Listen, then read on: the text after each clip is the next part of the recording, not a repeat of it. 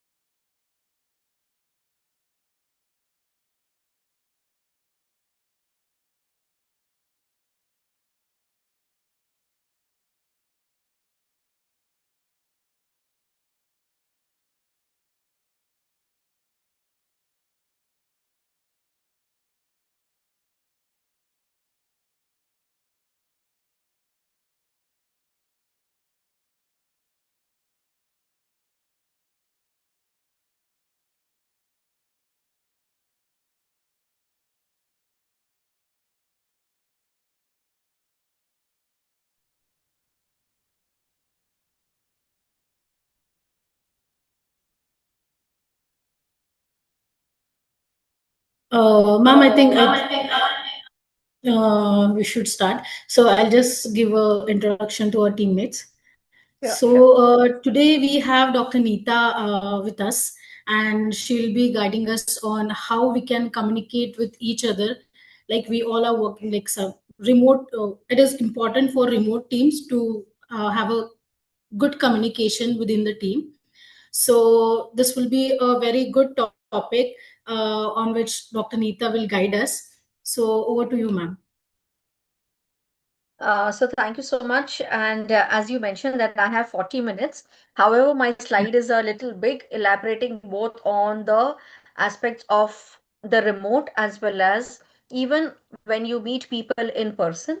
In person. I would be more happy to also know if you could write in the chat box what are your major challenges. Because ultimately, while we are holding a webinar, we might know everything, but something which is more concrete and something where I can really help you, guide you, and also reinforce some kind of learning. I would be happy to do that. So in case if there is anything which is coming as a question or a query, please use the chat box. Okay, so as I see, we are 13 in number, including me. However, Neha ma'am has already given my introduction. So myself, I'm Dr. Neeta Matre. You can see Mishra also there. So Mishra Matre both goes with me. Of course, I'm a behavioral trainer and a passionate psychotherapist, practicing here in Mumbai and associated with many of the corporates and also associated with many of the NGOs, including the hospital industries also. So I do a lot of behavioral trainings. I have my center. I do a complete of assessments and things like that. And something which is very, very important to me, which I feel is communication. Communication, sometimes people feel that, oh my God, this is too much overrated. Some people feel it is very, very much underrated. And the whole thing completely is, whether it is destruction or whether it is joining, whether it is making, everything happens through communication. So it is, how do you communicate, why do you communicate, and what do you communicate, always matters to every one of us. And in case if that doesn't matter, or else people might straight away tell, oh my God, that person was so loud, or the person was so slow. So our voice with our communication needs to go hand in hand. So this is a small little game which we're going to play together. So let's get to know each other. While I see people on the participant list, 12 of them who are here. Of course, as ma'am has given my introduction, I would like to know your name and only one very, very positive aspect about you. So it can be say I can see the name Kanchan here. So if I see Kanchan, Kanchan, happiness. So your name and one strong point about you in the chat box. Come on, come on, come on. I'm not telling you to speak, I'm telling you to write. Because post-lunch session speaking is much more boring. So it's okay to write. Come on, come on, come on, come on, hurry up, hurry up. Use your beautiful fingers to type out your one positive quality which you feel is there in you. So your name and one positive quality. Hurry up, hurry up. Okay, thank you so much.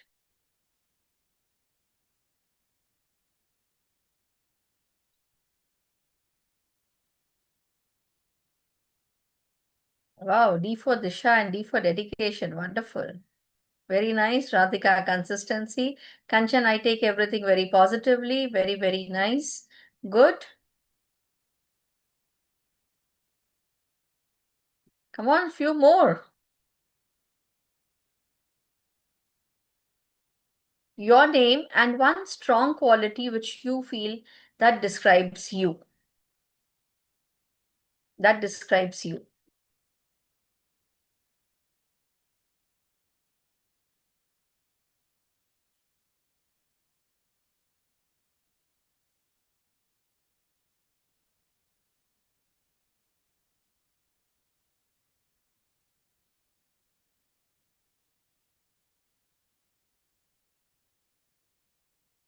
Wonderful. Good, good. Confidence, Neha, happiness. I don't know how all the Neha, whenever I see them, including my daughter, she's also Neha, it's always like happiness. Good.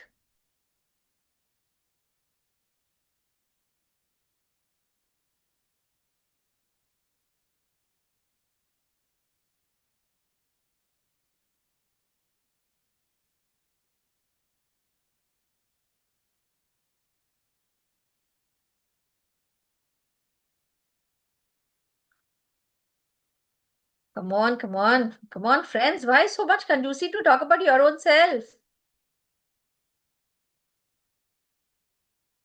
That also shows your communication styles. Come on, come on, come on, come on. Hurry up, hurry up.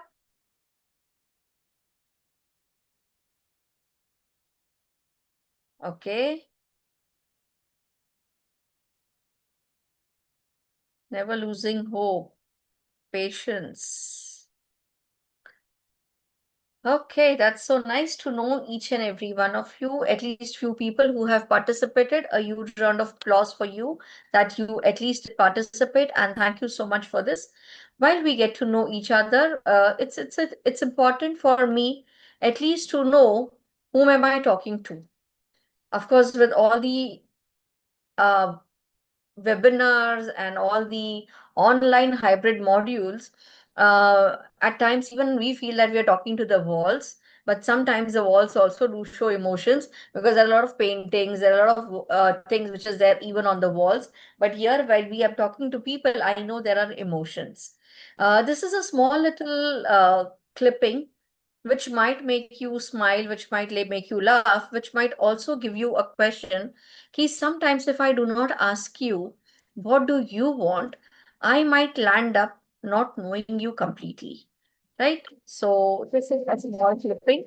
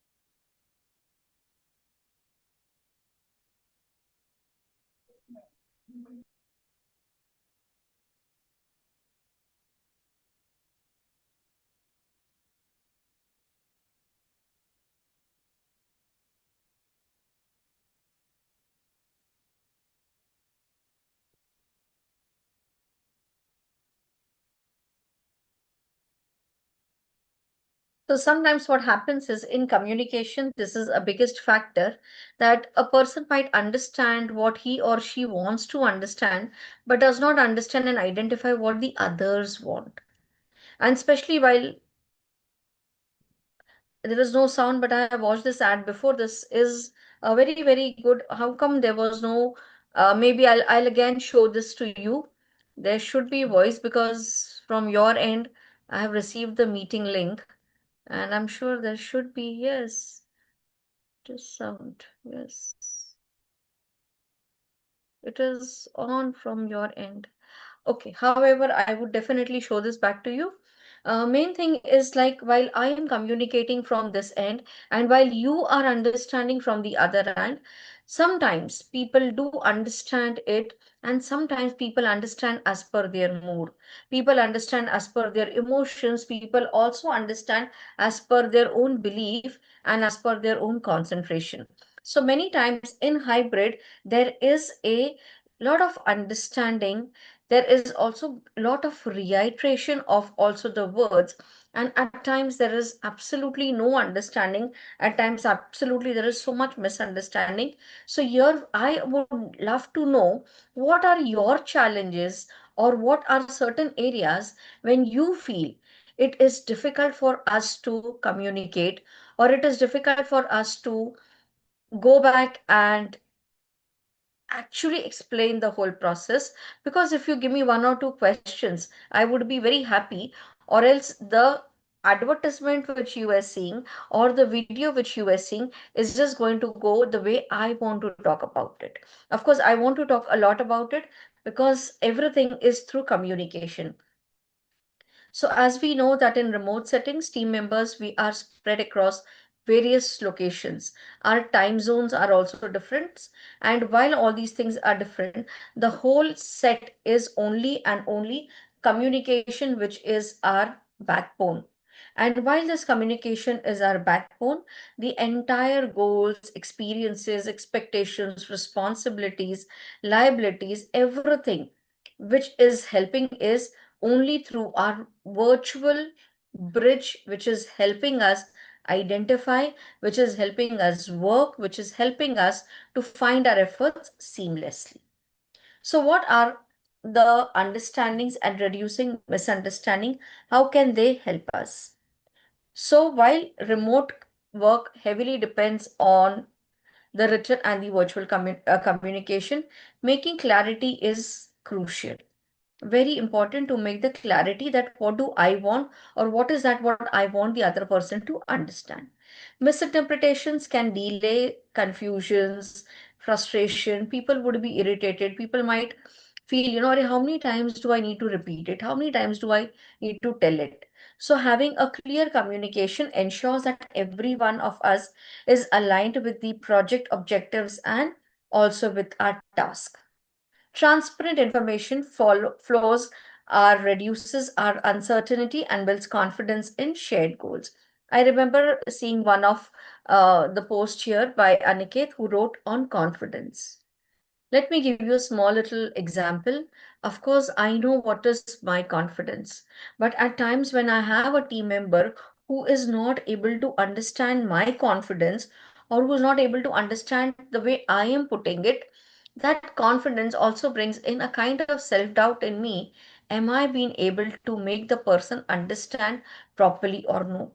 Because with our team, which is extended everywhere, which is at the remote locations, for us it is managing even their understanding, their vocabulary, and also making them understand in case if there is any kind of communication barrier. So here is very important that I need to hold on with my confidence. I also need to hold on with my patience. Yes, I would definitely help the person with my confidence, with my patience, and with my grit. Effective communication definitely is 100%, whether it is in office, whether it is in a relationship, whether it is in an organization, whether it is in educational industry, everywhere, whenever you are dealing with any teams, coaches, management, stakeholders, third party, clear communication with a proper structures ensures clarity, trust, and efficiency. Because until unless we do not have the CTE, that is clarity, trust, and efficiency, probably somewhere our communication is not clearly understood. So we need to make it very, very clearly. These are some types. I'm sure you know. I'm not going to go through this in detail, but we're going to focus mostly on the areas which is remote. So we know that effective communication skills comprises of written communications, that is exchanging of emails. While we are exchanging of emails, please do not use any WhatsApp languages. Very important it is to avoid the WhatsApp languages, because if we start using the WhatsApp languages, it will be a bit difficult. Some might not be able to understand that. Okay, listening again is very, very crucial. Listening and hearing is completely different. Hearing is only what I want to hear, and listening is what the other person wants to tell me in depth. Again, talking about verbal communication is always 7% of our total communication. We all are aware of it. The principle of 7%, 38%, and 55%. So 7% is always the verbal communication. Our body language is 55%. 55% is our total body language, because non-verbal cues are mostly used when we are meeting people in our office, in our premises, in a place where we are visible to each other.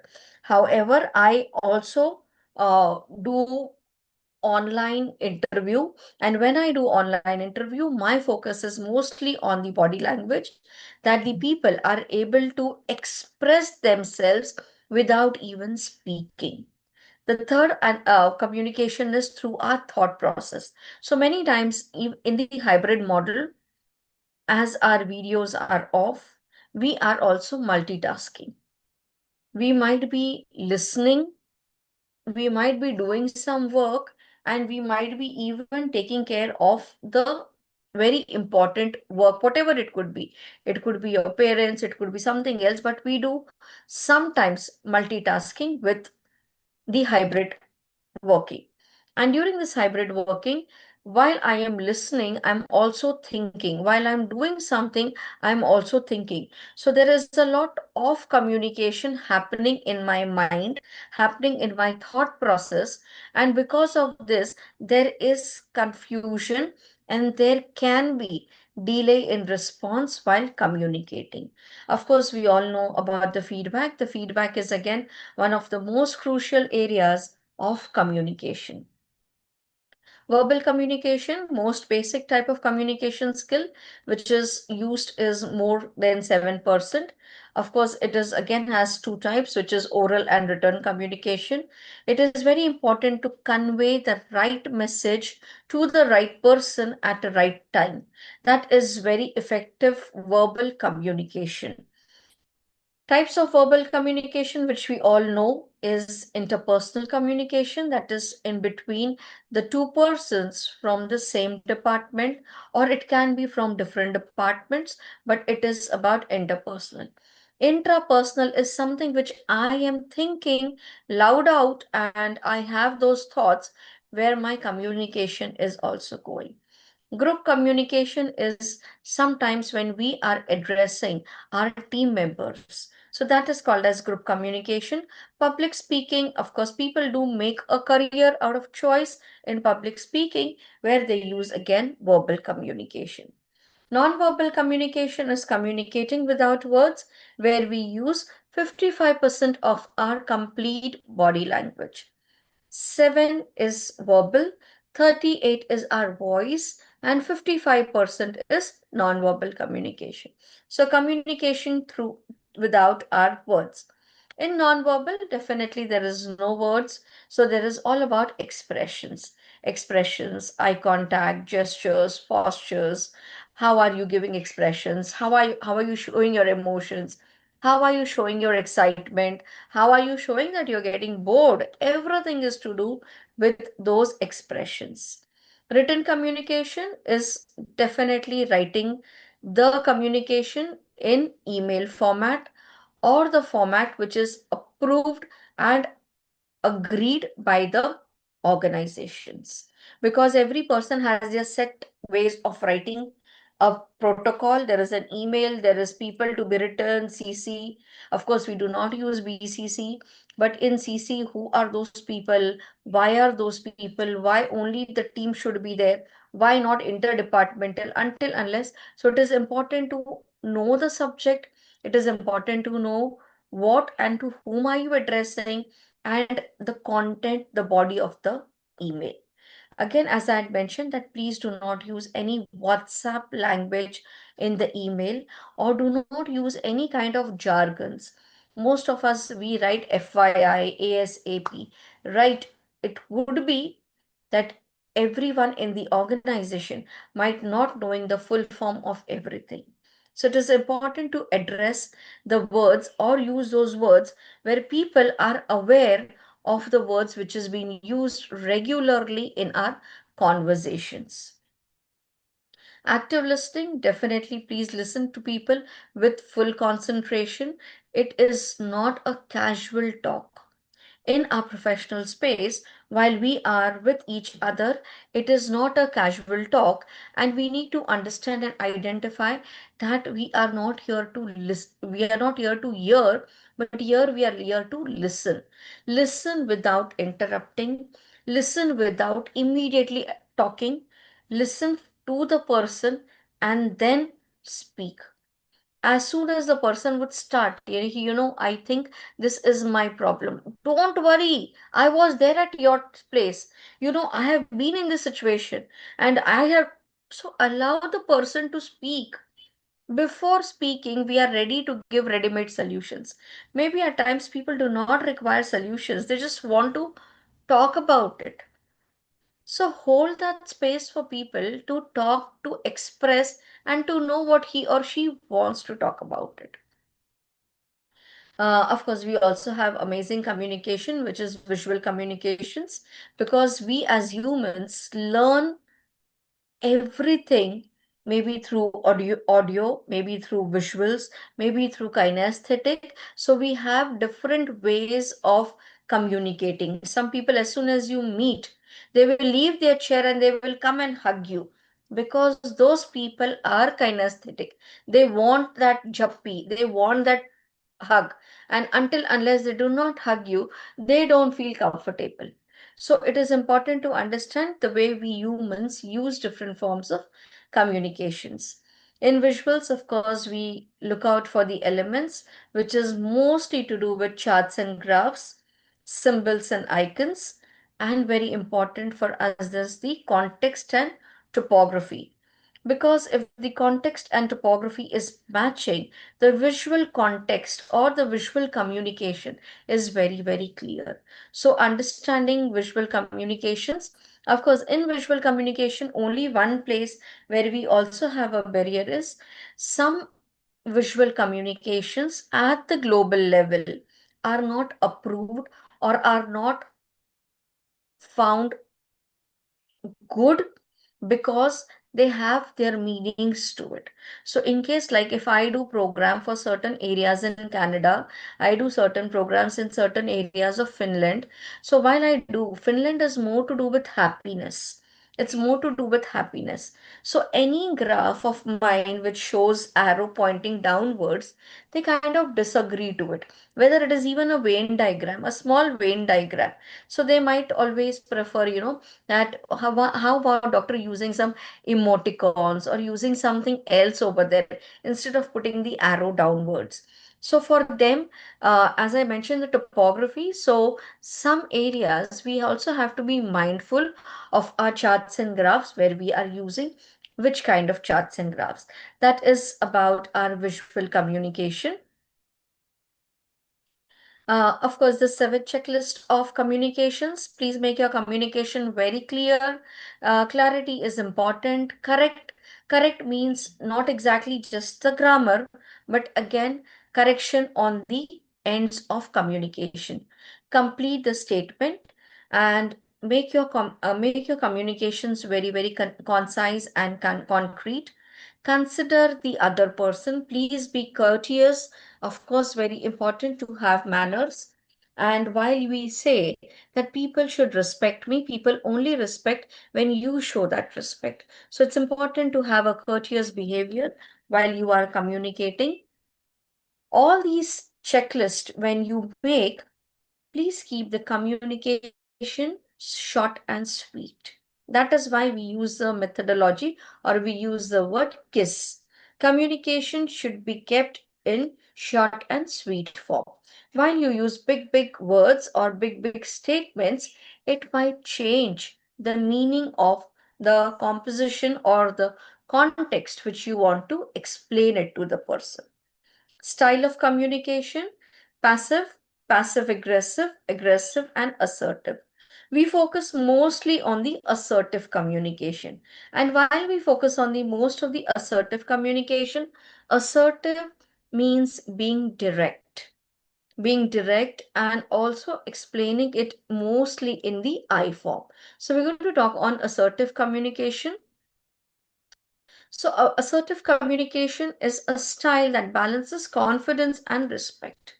It's the way I put my words, it is the way I am also talking and explaining in using please, all the magical words. Okay, thank you. Thank you for participating. How does it make you feel while you are answering this? So, making them understand that yes, this communication is important, but as I am understanding, I need to also understand you. Helps express thoughts and feelings clearly while respecting others. Very essential in personal and professional settings for effective interactions. While we talk about assertive communications, please remember using I statement. I express my thoughts and feelings without blaming others. I would really say, hey, Aniket, when I was talking to you, I felt that you could have been a bit more easy on that person. So it's about me. It's about what do I see in you. It's not about others. I do not want to represent somebody else. I want to represent my thoughts and my feelings. Be clear and direct. State your needs and opinions concisely. Maintain a confident body language. Again, you might feel that in the remote setup, how will people know that my body language is confident? Your body language might not be visible to people, but people would be visible or people would be audible to the way you speak, the way you hold the space, the way you hold the meeting, the way you open the meeting, the way you end the meeting. So these would be the ways where people would understand how confidently could you do this, how confidently you could stop, how confidently you could pause, and how confidently you could continue. Practice active listening, slow understanding, and validate other people's perspective. Very important is to validate. Oh, yes, I understand that this is what you really mean to speak. However, my approach to this situation would be like this. So, putting in clearly that my approach, I am not validating your thoughts and not even giving you an approval, but I'm talking about me, that this is how I feel. But I'm respecting your opinion, I'm respecting your perspective. Setting boundaries, very important in every organizations. Even now, we tell that it is important to have boundaries in your personal space. And while we talk about having boundaries in the personal space, please have polite and respectful conversations. It's important to have polite and respectful conversations. Being calm, because maybe at times, if the person is not able to understand, there might be conflict, there might be some kind of disruption. Allow one person to speak and allow that person to complete it fully, and then probably you can try to give or talk about your opinion or your perspective about the same situation. Because if you are not listening to the person calmly, probably the person would also get disturbed as to what the person wanted to speak and wanted to express. So, especially what we have seen is uh, during assertive communication, developing and maintaining our self esteem, handling difficult colleagues, customers, suppliers. Suddenly, people pounce on you and they feel that, this person is very aggressive. This person is not able to manage conflict effectively. So there is a lot of tag or there is a lot of label coming to people who are being assertive. But again, remember, being assertive is always good rather than being aggressive. Aggressive, our tone changes, our facial expression changes, the way we look to situations, that too changes. So addressing people assertively actually helps us. Advantages of assertive communication: you feel really confident. It's able to reach our goals because the goals are common team goals. You have good self esteem, you feel respected, you feel more elated. It gives you a very strong and positive relationships because people look up to you that yes, I can go and talk about my concerns, I can talk about my worries to this person and I would be helped. It reduces stress because of course there is clarity, there is single one word which is clear, so it reduces stress and it protects our limits, builds trust and feels less worried. These are some of the strategies which I have written for personal development, that how you can develop your personality development for assertiveness is please develop self-awareness. Self-awareness is again understanding where I need to take a pause, where I need to bring and cut my own biasness, where can I now address people's concerns, how can I very, very profoundly help people in resolving conflicts. How do I engage in continuous learning and self improvement? So, these are some of the strategies which I just thought to write in an additional way. These Sorry are, to cut you, ma'am. yeah. We have only two minutes left with this Oh, session. I was actually told 2 hours. I don't know how come is this. Anyways, I'll finish it. It's on the verge of Okay. finishing. Yeah. Okay. Because there's only one barrier slide which I need to show. That's the end of the thing. So while we talk about the remote areas, maintaining productivity and togetherness is important. That effective communication keeps remote teams aligned for the common goals and deadlines. It also creates a sense of belonging and responsibility, reducing isolation. Please report it regular updates, feedback sessions, and open discussions to sustain engagement and motivation is very, very important. This is a very important and a last slide for the day. The barriers which we have in our remote teams is technical barriers. We all know about it. Our hardware, software, internet, um, all these things interrupt our communications. Second is tool sprawl, that while we use multiple platforms, people get confused where to see, what to share, multiple windows opening, multiple mural boards, multiple perplexity, this. A lot of things have been coming up. Interpersonal and psychological barriers, lack of nonverbal cues, as I said, though it is 55%, but it gets missed. Miscommunication and misunderstandings, lack of informal interactions, information overload. Too much. Oh my God, this is too much for me to take. Cultural and logistics barrier, which we know that time zone differences are there, language barriers are there, distractions and lack of accountabilities. And why does it matters? Because while we are working in the team, it is important to address barrier. And while we address barrier, we can smoothly and slowly and eventually work very well. Because for us, all of us, we matter and our team matters. So it is important that we always take care of our team. And while we take care of our team, let us ensure that we are listening well. And while we are listening well,